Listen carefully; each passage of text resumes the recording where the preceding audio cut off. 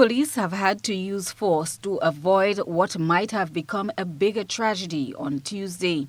According to information reaching GBN's news desk, a young man from the village of Vendom St. George was seen brandishing a cutlass through the village, terrifying residents.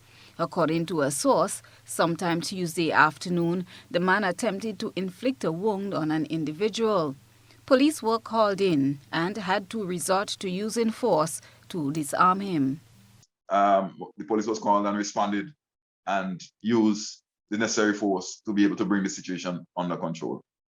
And when you have, if somebody, for instance, is mentally challenged, it's important that you have to take control of the situation very quickly. It is one of those situations where you have to initiate quick action.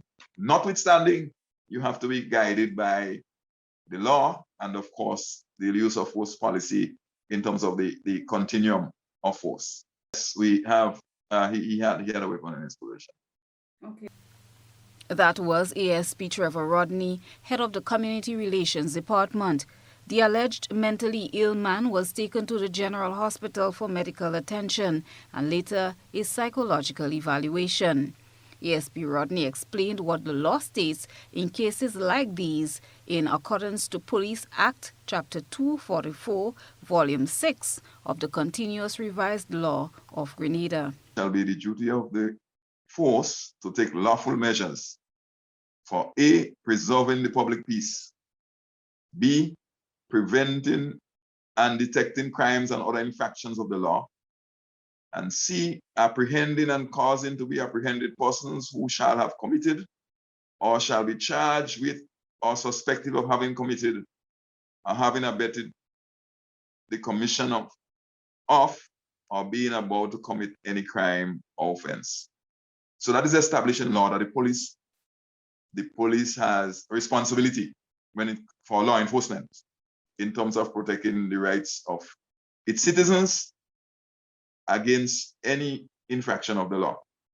Additionally, the RGPF is not treating lightly the use of threatening language. Citizens are hereby reminded that according to Section 133 of the Criminal Code, it is an offense to make use of any threatening language.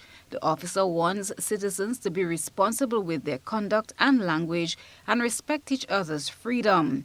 For those who feel they are violated, the ASP is advising them to avoid taking matters into their own hands. Instead, make a formal complaint to the police.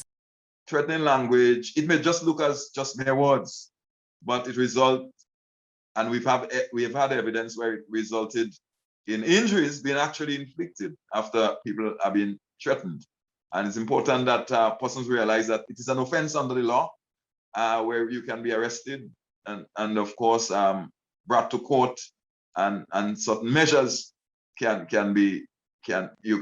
feel the effects of certain measures as it relates to both fine, confinement, and both fine and confinement. Christina John, GBN News.